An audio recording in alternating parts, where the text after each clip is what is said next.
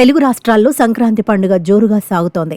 ఇంటి ముందు రంగురంగుల ముగ్గులతో పాటు ఇంటి లోపల పిండి వంటలు వెరసి పండుగ శోభ ప్రతి గడపలో జోరుగా సాగుతోంది. ఇక సంక్రాంతి పండుగ అంటే కొత్త అల్లుళ్లకు పండుగే. సాధారణంగానే అల్లుడంటే మక్కువ చూపించే అత్తింటివారు పండుగ రోజు, అది సంక్రాంతి రోజు, అది గోదారోళ్ళు కొత్త అల్లుడిని వదిలిపెడతారా? మర్యాదలతో ఉక్కిరిబిక్కిరి చేస్తారు. ఎందుకంటే మర్యాదంటే గోదారోళ్ళు, గోదారోళ్ళంటేనే మర్యాద. ఆ మాటలు నిజం చేశారు.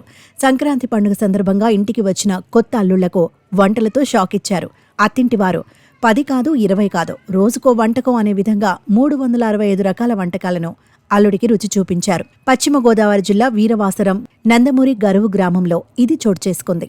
గత నెలలో 2 తమ్ముళ్ల కుమార్తెలకు వివాహాలు జరిగాయి. మొదటిసారి సంక్రాంతి పండుగకు వచ్చిన 2 కొత్త అల్లుళ్లకు విందు ఏర్పాటు చేశారు. Veg, non veg, sweets, cool drinks, పిండి వంటలు ఇలా 365 రకాల వంటకాలతో ఏర్పాటు చేశారు. వాటిని చూసిన అల్లుళ్ళిద్దరూ షాక్ అయ్యారు. ఇవన్నీ తింటే హాస్పిటల్కు వెళ్లాల్సిందేనంటూ సరదాగా కామెంట్లు చేశారు.